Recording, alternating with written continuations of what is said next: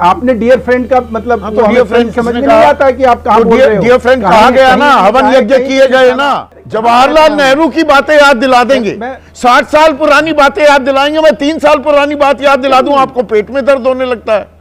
मैं हूं यासर मलिक। संदीप जी कब तक मजाक उड़ाएंगे डियर फ्रेंड के नाम पर इस देश का और प्रधानमंत्री का? हम जिस युग में जी रहे हैं और जैसा सोशल मीडिया नैरेटिव आप लोगों ने क्रिएट कर दिया, हर चीज ब्लैक एंड व्हाइट नहीं होती, नुआंस। ऐसी कौन सी दोस्ती आ रही है कि डोनाल्ड ट्रंप की हम आलोचना नहीं कर सकते? हम छठी बड़ी अर्थव्यवस्था हो गए। और आप देख रहे हैं अपना YouTube चैनल YS3 न्यूज। मेरे से मुंह मत खुलवाइए। आप वही लोग हैं जो रूस के मामले में ये कहते हैं कि देखो रूस से तेल खरीद के 9 लाख करोड़ रुपए का अमेरिका से, क्या अमेरिका से तेल नहीं लेने लगे? कहा जाता है वेनेजुएला से तेल नहीं लेने लगे? क्या हम 6 लाख प्रतिदिन जो बैरल थे वहां तक नहीं ले आए थे? 1/3 कर दिया था आयात हमने।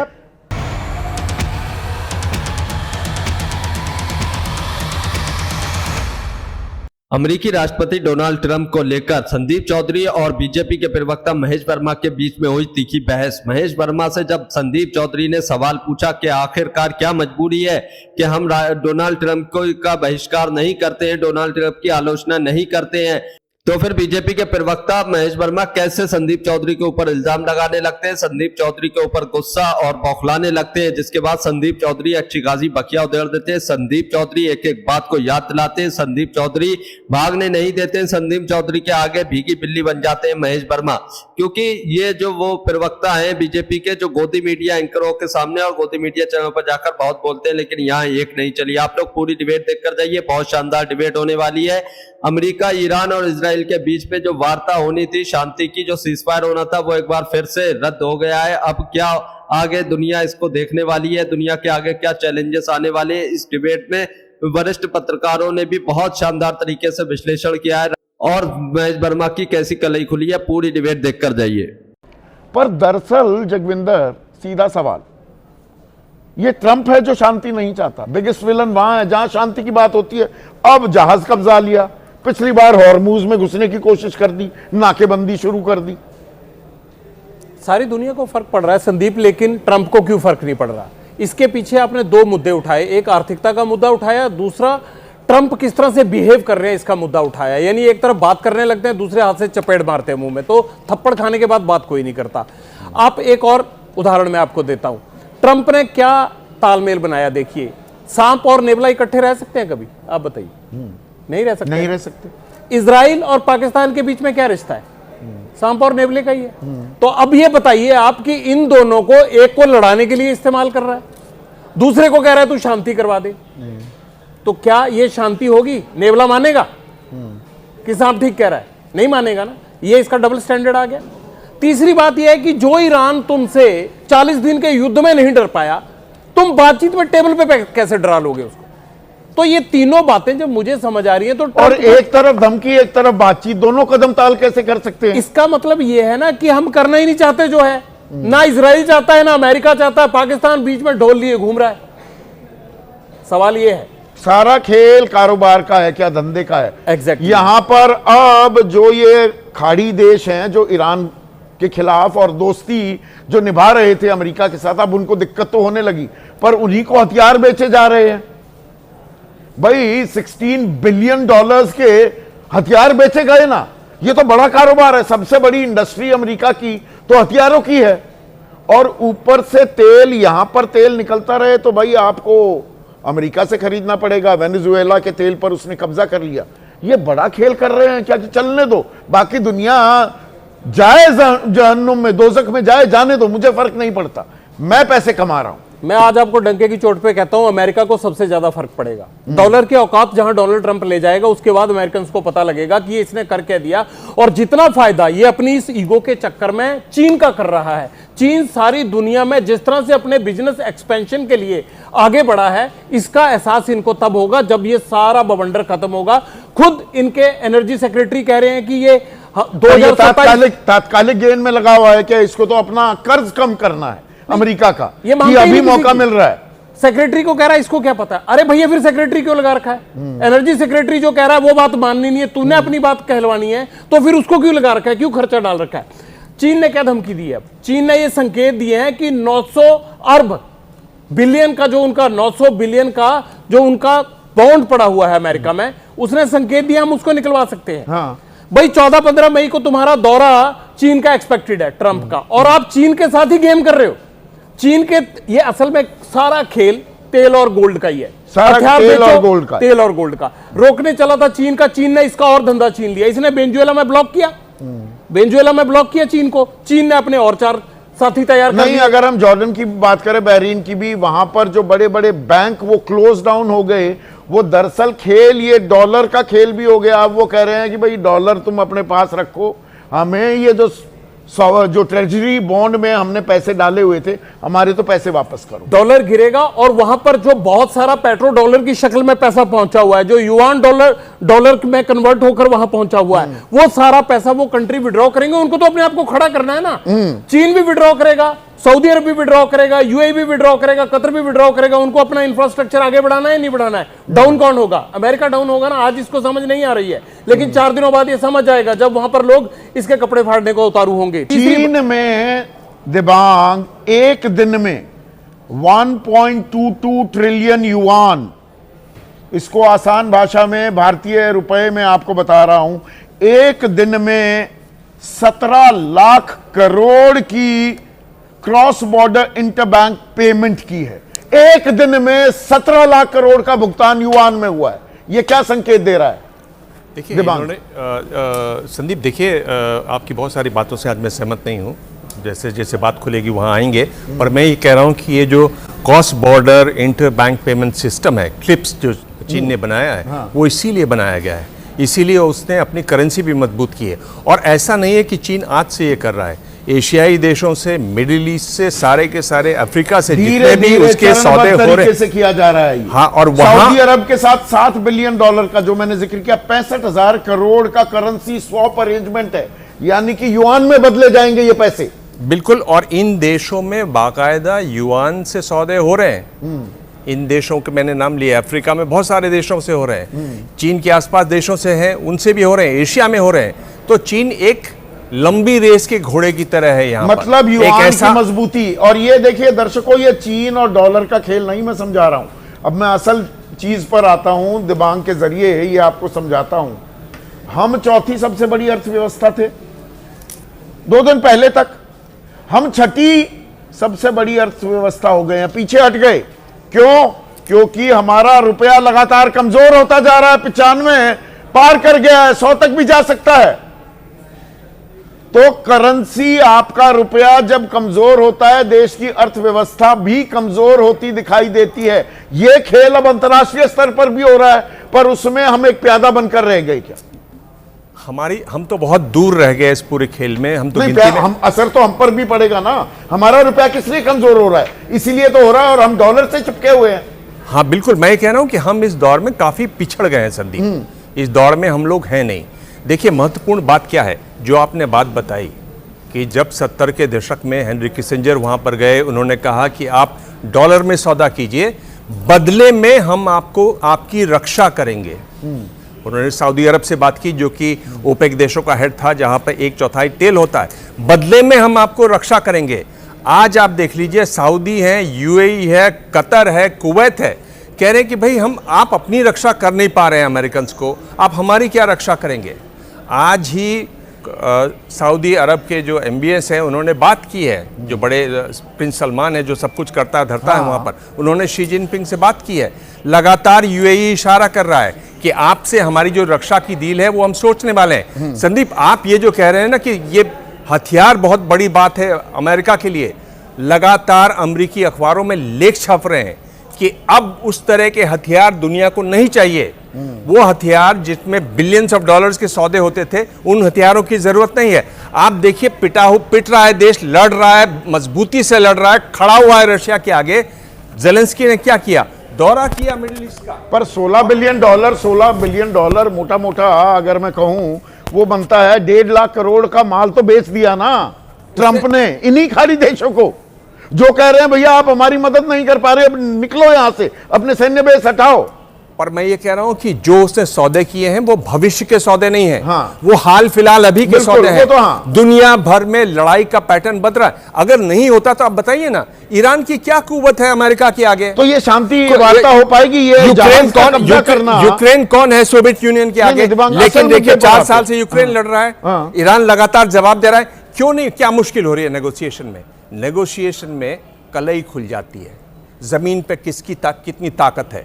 अमेरिका चाहते हुए भी अपनी बात नहीं मनवा पा रहा क्योंकि जमीन पे ताकत नहीं या है। बनवाना नहीं चाह रहा है। ये कब्जा कर लेना जहाज पर, पहले हॉर्मुज की नाकेबंदी कर देना, जानबूझकर डीरेल की जाती है क्या? तैयारी भी दिखाते हैं और फिर डीरेल भी करते हैं। ये आप कह रहे हैं, मैं इससे असहमत हूं। जो हाँ, कोई जिन बात नहीं, बातों वो से तो मैं बिल्कुल सहमति we है can वो इस agree बात to है। disagree। मैं कह रहा हूं उसकी कुव्वत नहीं है आपके तो अंदर। फिर ये खेल क्यों आपके कर रहा है? अंदर अगर शांति वार्ता हो रही है, ईरान कह रहा है कि भैया हम आपकी शर्तों पर पूरा भरोसा नहीं कर पा रहे हो, ऊपर से आप अगर जहाज कब्जा कर लोगे तो बात तो बिल्कुल नहीं होगी। बिल्कुल नहीं होगी। उन्होंने क्या कहा? हम आप पे हमला करेंगे, बात नहीं मानेंगे। ईरानी सेना ने अब क्या जवाब दिया कि दुनिया भर में जो तेल होता है, 1/3 तेल के जितने भी नहीं, ये कैरेट एंड स्टिक क्या कुछ ज्यादा नहीं कर दिया? गाजर भी और डंडा भी। डिबेट को आप पूरा देख कर जाइए। अब बीजेपी के प्रवक्ता की कैसी कलई खुलने वाली है, माय डियर फ्रेंड पर कैसे बौखलाएंगे बीजेपी प्रवक्ता और संदीप चौधरी धज्जियां उड़ाएंगे। पूरी डिबेट देखिए। दोनों काम ये ऐसे शांति स्थापित हो जाएगी क्या? इसमें आप समझिए कि ट्रंप का ये स्टाइल है। ट्रंप इसी तरह से अपने सौदे करते रहा है जब वो सौदेबाजियां करता है, लेकिन ये अंतरराष्ट्रीय गले की स्तर हड्डी पर बन गया है। लेकिन आज 52 दिन हो गए और दुनिया का तेल निकल रहा है उसकी सनक फितूर के चलते। आप दुनिया का उल्लेख कर रहे हैं, खुद उसका तेल निकल रहा है। 35% तेल का दाम बढ़ा है अमेरिका के अंदर। हाहाकार मचा हुआ है वहां पर। क्या कह रहे हैं जानकार कि ये लड़ाई आज बंद भी हो जाती है तो आने वाले कई सालों तक और खासतौर तक नवंबर तो तक शांति जबकि कोसों दूर है क्या? अभी ये ट्रंप के फितूर के चलते शांति कोसों दूर? मिड टर्म तक इसका असर दिखाई देगा। ट्रंप जिस तरह से कर रहे हैं वो करना चाहते हैं, अपनी बात मनवाना चाहते हैं। संदीप, बहुत आसान होता है एक कमजोर आदमी का आगे झुक जाना। एक ताकतवर कहूं, अमेरिका के 3 तिलंगे जो हैं, जेडी वैंस, विटकॉफ और कुशनर, 3 मस्केटियर्स जो भेजे, बैरंग आएंगे वापस। अब इस पर मेरी आलोचना हो सकती है, पर मैं रिस्क उठा रहा हूं। आप चौधरी हैं, चौधरी समझ सकते हैं इस बात को। गांव का कोई चौधरी हो और उसको एक दलित के आगे झुकना हो तो बहुत मुश्किल होती है। दलित बेचारे झुक जाते हैं बार बार, कमजोर लोग झुक जाते हैं बार बार। अब तो दलित चौधरी हो गई, अब नहीं झुकते हैं वो। हाँ, आप एंकर हैं तो इस बात को मानेंगे, अच्छी बात है। मैं इसका स्वागत करता हूं। मैंने माफी के साथ ही अपनी बात रखी है।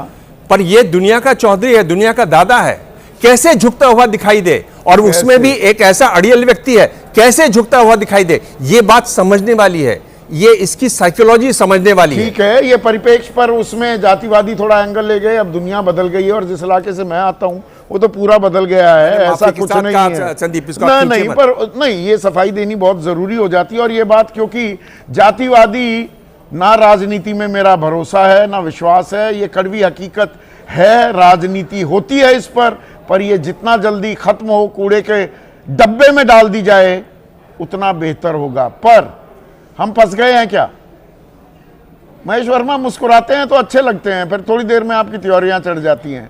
पर हम फंस गए क्या ये डोनाल्ड ट्रंप के चक्कर में? इसके फितूर ने शांति कर दी है कोसों दूर क्या?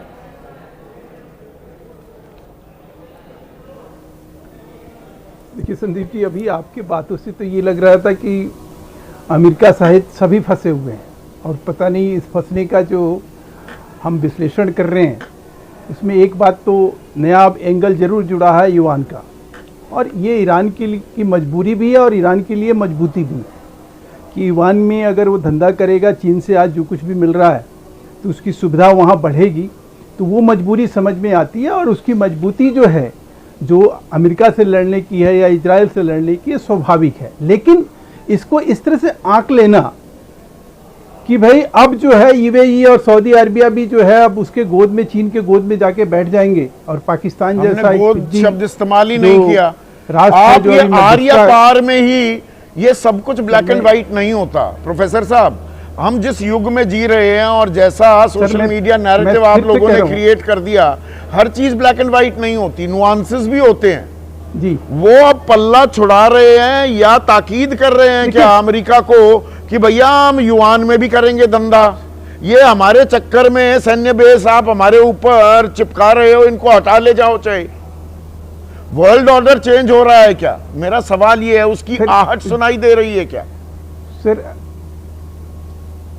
मैं उसी को कहीं जस्टिफाई करने की कोशिश कर रहा था कि जो आज का मुद्दा है आपका, कि अमेरिका का जो एक साम्राज्यवादी सोच है, जो आपने कहा कि 250 साल में जो है 20 साल छोड़ के 230 साल तो वो लड़ता ही रहा, और साम्राज्यवादी नीति के चलते वो लगातार जो है उस तरफ बढ़ा जहां पूरा देश पूरा विश्व जो है अस्थिर हुआ। तो मैं ये आपसे कहने की कोशिश कर रहा हूं कि अभी भी उसको जो सबसे बड़ी उसकी चुनौती है वो चीन तो है ही। चीन ने कभी एक दफे कहा भी, चीन के राष्ट्रपति चीन तो चुनौती है, नुकसान हमारा कर दिया। ये डियर फ्रेंड डोनाल्ड ट्रम्प नुकसान हमारा कर गया। ये सारा जो एलएनजी, एलपीजी और कच्चे तेल का मैंने इसीलिए आंकड़ा दिया, वो चीन को नहीं जाने देना चाह रहा। चीन के पास तो जा रहा है, हमारे पास नहीं जा रहा। उड़ाएंगे कब तक सर? संदीप जी कब तक मजाक उड़ाएंगे डियर फ्रेंड के नाम पर इस देश का और प्रधानमंत्री का? तो क्या आप इस देश तो में अब यही बचा हुआ है कि इसी के तहत हम बात करेंगे? नहीं, लेकिन आपने डियर फ्रेंड का मतलब तो डियर फ्रेंड समझ में नहीं आता कि आप कहां बोल रहे हो। डियर फ्रेंड कहा गया ना, हवन यज्ञ किए गए ना बाकायदा गुजरात में, एक पूरे 1,20,000 लोगों के बीच स्टेडियम में ले जाया गया ना। तो ये बात, अच्छा ये बातें याद नहीं दिलाई जाएंगी। आप इस देश को, एक मिनट प्रोफेसर साहब देखिए, ये मीठा मीठा गप गप कड़वा कड़वा थू थू नहीं होता। आपके हिसाब से सब कुछ नहीं चलेगा। आप जवाहरलाल नेहरू की बातें याद दिला देंगे, 60 साल पुरानी बातें याद दिलाएंगे, मैं 3 साल पुरानी बात याद दिला दूं आपको पेट में दर्द होने लगता है। क्यों भाई? अरे हमारे काय का, मैं तो ये, अरे भाई मैं ये कह रहा हूं कि Sandeep Chaudhary being anchor, being editor जो है, करोड़ों लोगों को आज कहीं कोई इन्फॉर्मेशन देते हैं, कुछ करते हैं, कुछ गलत दी इन्फॉर्मेशन, या पूरे ताकत या पूरे जोश के साथ कोई मुद्दा रखते हो तो नहीं, मैं कह रहा हूं वो गलत तो नहीं है ना, वो सही करते हो ना। बीइंग ए जर्नलिस्ट जो आपका फर्ज है, वो ड्यूटी आप निभाते हो। देश के प्रधानमंत्री ने अगर डियर फ्रेंड देश के हित में कहा तो वो बुरा हो गया, वो गलत हो गया, प्रधानमंत्री नहीं। यहाँ पर डोनाल्ड ट्रंप के नाम के यज्ञ और हवन किए गए।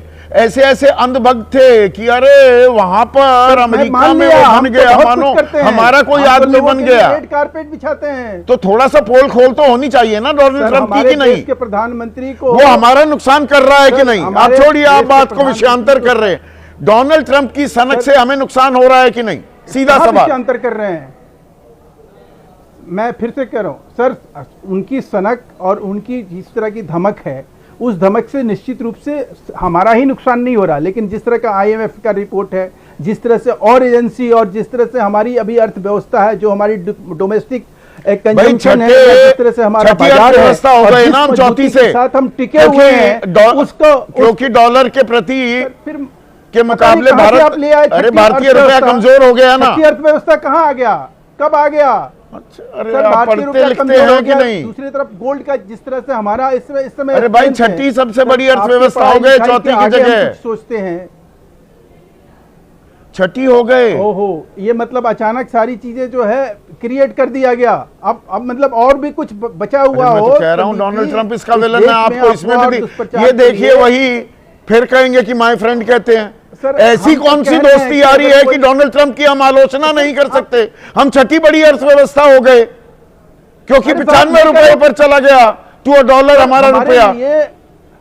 सर आप वही लोग हैं, मेरे से मुंह मत खुलवाइए, आप वही लोग हैं जो रूस के मामले में ये कहते हैं कि देखो रूस से तेल खरीद के 9 लाख करोड़ रुपए का अमेरिका से नुकसान उठाने की जो है इस सरकार ने कोशिश करी। तब तो आपके मुंह में जो है ये सारी बातें आ जाती है। किसने कहा? मेरे कार्यक्रम कौन से दिन के कार्यक्रम में ये बात मैंने कही? इसी मुद्दे पे क्या कहा? इसी मुद्दे पे क्या सर 9 लाख करोड़ रुपए की बात कहां से आई कि भाई अमेरिका के साथ बात ही नहीं की। मैं जो बात करता हूं, मैंने कहा 20 लाख बैरल प्रतिदिन जो कच्चा तेल हम रूस से लेते थे, सस्ते दाम पर लेते थे, वो 6 लाख प्रतिदिन पर क्यों आया? किसके कहने पर आया? और आज वो 30 दिन की छूट दे दी अमेरिका ने, तो वो 19 लाख बैरल प्रतिदिन कैसे हो गया? तेल खरीद संदीप जी, आप झुटला देंगे क्या इस बात को कि विपक्षी मित्र यहाँ आपके प्रोग्राम में आके ये कहते थे कि रूस से तेल खरीद के जो है अमेरिका के साथ व्यापार घाटे आप कैसे बढ़ा रहे हो? अमेरिका ने जो है 50 अमेरिका से तेल लेने लगे ना, इसमें कोई सच्चाई, इसमें कौन सी झूठ है? क्या अमेरिका से तेल नहीं लेने लगे? वेनेजुएला से तेल नहीं लेने लगे? क्या हम 6 लाख प्रतिदिन जो बैरल थे वहां तक नहीं ले आए थे? 1/3 कर दिया था आयात हमने रूस से। यार कैसी बातें कर रहे हैं आप? सुनोगे तभी समझ में आएगा दर्शकों को और आपको। क्या दर्शकों को क्यों आप वंचित करते हो? मैं तो ये क्या वंचित करता हूं? आज तक इस बात को किसी ने नकारा है कि 2019 में 12% कम दाम लेता था, रुपए में लेता था ईरान, और 60 दिन का क्रेडिट पीरियड देता था। उसे क्यों रोक दिया था? आपको ये डिबेट देखकर कैसा लगा? इस पर अपनी राय जरूर देकर जाइए। और जो संदीप चौधरी से बदतमीजी और जो तुतड़ाक हुई है उसके बारे में आप क्या कहते हैं, कमेंट जरूर कीजिए। उसका जवाब सुनो ना आप। हमारा जो लाखों करोड़ का जो हमारा व्यापार था उसके साथ, जिसके ऊपर जो है हमें कहीं अभी लानत मलानत रूस को लेकर भी कहा गया। अगर हम ईरान के साथ वो कर रहे होते तो हम वो व्यापार तो अमेरिका से व्यापार था तो अमेरिका डरा देता, धमका देता, वो व्यापार नहीं करता। तो ये तो दोस्तों, आप लोगों ने ये पूरी डिबेट देखी। आप लोग इस डिबेट के बारे में क्या कहते हैं, अपनी राय इस पर जरूर देकर जाइए। ईरान, इजराइल और अमेरिका के बीच में सीज फायर की खबरें आप लोगों ने सुनी और सीज फायर हो गया था। वार्ता होना थी। पाकिस्तान को अमेरिका ने जो है बीच में डाला था कि वो ईरान से जाकर बात करे और जो है हमें आकर बताए, और क्या ईरान तैयार है वार्ता के लिए। मतलब बीच का मीडिएटर पाकिस्तान को बनाया गया था। तो जब पाकिस्तान की तरफ से ये भी खबरें आ रही थी, पाकिस्तान के आर्मी चीफ मुनीर आसिम ने यह भी कहा था कि ईरान जो है बातचीत के लिए तैयार है और पूरी तरीके से बातचीत होने वाली थी। तो अमेरिका की क्या मंशा थी कि ईरान के जहाज पर उसने कब्जा कर लिया? अगर अमेरिका बातचीत नहीं करना चाहता था तो फिर ये संदेश क्यों भेजे गए, क्यों इस जंग में सीज फायर की बात की गई? अमेरिका ने जब बातचीत का दौर शुरू होने वाला था, एक बार फिर से वही किया जो पहले से अमेरिका करता आ रहा था, जो ईरान लगातार उस पर इल्जाम लगा रहा था और सीज फायर नहीं कर रहा था कि जैसे ही ये युद्ध रुकेगा तो अमेरिका फिर से अपनी कोई चाल चलेगा और हमारे ऊपर हमला करेगा, इसलिए हम अब इस बार अमेरिका के धोखे में नहीं आएंगे। लेकिन बहुत सी कोशिशों के बाद ईरान बातचीत करने के लिए मान गया था, सीज फायर हो गया था, हॉर्मोन्स खुल गया था। लेकिन उसके बाद अब फिर से अमेरिका ने ईरान के जहाज पर कब्जा किया, जिसके बीच ये तनाव और बढ़ गया। अब ईरान बातचीत के लिए तैयार नहीं है और अमेरिका अपनी शर्तों के साथ ईरान से बातचीत करना चाहता था और जिसमें यूरेनियम का तबादला भी करना था। ये एक शर्त रखी गई थी जिसको ईरान ने सिरे से ही खारिज कर दिया। ईरान का कहना है कि यूरेनियम की कोई भी बातचीत नहीं की जाएगी और जो अमेरिका की शर्तें हैं उसे हम एक भी कबूल नहीं करेंगे और जो भी शर्तें होंगी वो हम अपने हिसाब से रखेंगे। अगर अमेरिका बातचीत करना चाहता है, सीज फायर करना चाहता है तो हमारी शर्तें माननी पड़ेंगी, अन्यथा हम शर्तें नहीं मानेंगे, ईरान ने साफ तौर पर कह दिया है। और ईरान का कहना है कि जिस तरीके से अमेरिका ने हमारे जहाज पर कब्जा किया है तो अमेरिका नहीं चाहता है कि ये युद्ध रुके। अमेरिका हर बार अपनी ही मतलब फायदे देखता है। जिस तरीके से इस डिबेट में आप लोगों ने सुना कि जी इस युद्ध के दौरान अमेरिका ने कितना बड़ा व्यापार जो है हथियारों का डील कर दी थी खाड़ी के देशों में। अमेरिका अपना फायदा ढूंढता है, अमेरिका हमेशा ऐसे मौके पर ऐसी मतलब बातें करता है और वो अपने फायदे के लिए कुछ भी कर सकता है और हथियारों की सप्लाई करता है जिससे उसे मुनाफा होता है। लेकिन अमेरिकी राष्ट्रपति डोनाल्ड ट्रंप की सनक के आगे अब चीन को बहुत फायदा होने लगा है। चीन की जो करेंसी है युआन, उससे जो है अब पूरी दुनिया भर के देश अपना रहे हैं, उससे ही ट्रेड डील की जा रही है, उससे ही जो है जिस तरीके से डॉलर से मतलब मार्केट चलती थी या ट्रेड डील की जाती थी या कोई भी आयात निर्यात के समय मतलब डॉलर का प्रयोग किया जाता था, अब बहुत सारे देश ऐसे हैं जो युआन का प्रयोग कर रहे हैं। अगर युआन का प्रयोग ऐसे ही होता रहा तो वर्ल्ड ऑर्डर बदल जाएगा।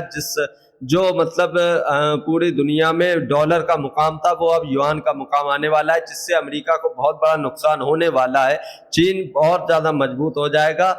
इसी पर जब बातचीत की गई थी तो वरिष्ठ पत्रकारों ने और को एडिटर ने कितनी प्यारी प्यारी बातें बताई और आप लोगों ने सुनी। तो आप लोग इसके बारे में क्या कहते हैं कमेंट जरूर करके जाइए और हमें यह भी बता कर जाइए जो सीज फायर की बातें चल रही थी और जो पाकिस्तान को बीच में अमेरिका ने डाला था और जो ईरान से मतलब खबरें आ रही थी और पाकिस्तान से खबरें आ रही थी कि ईरान बातचीत के लिए तैयार है और अब ईरान की तरफ से कहा जा रहा है कि हम कोई भी बातचीत नहीं करेंगे, अमेरिका की शर्तें तो हम बिल्कुल भी नहीं मानेंगे। और जिस तरीके से अमेरिका जो है शर्तें रखता है, हमें उस पर भरोसा नहीं है। वो फिर से जो है दोगलापन करता है और जो है बातचीत होने के बाद वो फिर से हमला करता है, हम उसकी बात पर बिल्कुल भी भरोसा नहीं करते हैं। तो ईरान का ये कहना कितना सही है, आप लोग इस पर जरूर बताकर जाइए। और क्या ईरान अपनी शर्तों पर जो है समझौते करेगा या फिर अमेरिका की ही शर्तें माननी पड़ेंगी ईरान को, आप लोग इस पर जरूर बताकर जाइए। और जो अमेरिकी राष्ट्रपति डोनाल्ड ट्रंप है, उनकी सनक के आगे पूरी दुनिया ये सब भुगत रही है। तेल के दाम कितने बढ़ गए हैं और भारत को इससे बहुत बड़ा नुकसान हुआ है। भारत की जो चौथी अर्थव्यवस्था थी दुनिया में सबसे बड़ी, अब वो छठे पायदान पर पहुंच गई है, क्योंकि हमारा रुपया डॉलर के मुकाबले बहुत ज्यादा कमजोर हो गया है। जिस पर संदीप चौधरी ने बहुत ही तीखे अंदाज में जब बीजेपी के प्रवक्ता से सवाल पूछे तो बीजेपी के प्रवक्ता उसका जवाब नहीं दे पाए और बीजेपी के प्रवक्ता संदीप चौधरी पर इल्जाम लगाने लगे कि कहां से ये खबरें आ रही हैं, कौन बता रहा है कि हम छठी अर्थव्यवस्था हो गए। जिस पर संदीप चौधरी ने उन्हें ज्ञान भी दिया कि पढ़ लिख कर आया कीजिए जब तुम्हें कुछ नहीं मालूम है। तो उस पर संदीप चौधरी ने सही बकिया उधेड़ी। आप लोग इसके बारे में क्या कहते हैं, कमेंट जरूर कीजिए। और जो एक बीच में भड़के थे बीजेपी के प्रवक्ता, जब संदीप चौधरी ने कहा था कि अमेरिकी राष्ट्रपति डोनाल्ड ट्रंप भारत का कितना नुकसान कर रहे हैं, जिसे हम माय डियर फ्रेंड कह के पुकारा था, जिसके लिए हवन यज्ञ किए थे जीतने के लिए, वो जिसे भारत अपना दोस्त मानता था राष्ट्रपति डोनाल्ड ट्रंप को, आज वो हमें कितना नुकसान पहुंचा रहा है। तो महेश वर्मा कैसे आग बबूला हो गए कि कब तक माय डियर फ्रेंड के नाम पर भारत का मजाक उड़ाते रहोगे, प्रधानमंत्री का मजाक उड़ाते रहोगे। मतलब जब बोला था तब ये बात समझ में नहीं आई थी, लेकिन अब जब इस बात को याद दिलाया जाता है तो इन्हें खुद ही मिर्ची लग जाती है। और जिस पर संदीप चौधरी ने कितनी अच्छी बात कही कि मतलब ये जब आते हैं और ये मुद्दे लाते हैं, करंट में तो उनके पास कोई मुद्दे होते नहीं है, इधर उधर की बातें करते हैं। प्रेजेंट के जो 80 साल 70 साल 1947 1980 नेहरू और इंदिरा गांधी और ना जाने बाबर और मुगलों की बातें ला लाकर जो मतलब मुद्दे बनाए जाते हैं, जो राजनीति की जाती है वोटिंग के लिए, तब इन्हें याद नहीं आता है कि हम कितनी पुरानी बातें ला रहे हैं, उन बातों का इससे क्या लेना देना है। जब इन्हें 2 साल 3 साल पुरानी बात याद दिलाई जाती है तो ये इन्हें खुद को अच्छी नहीं लगती है और मिर्ची कैसे लगती है। तो वही संदीप चौधरी ने भी बताया तो और ज्यादा भड़क गए। तो आप लोग इस पर क्या कहते हैं, कमेंट जरूर करके जाइए।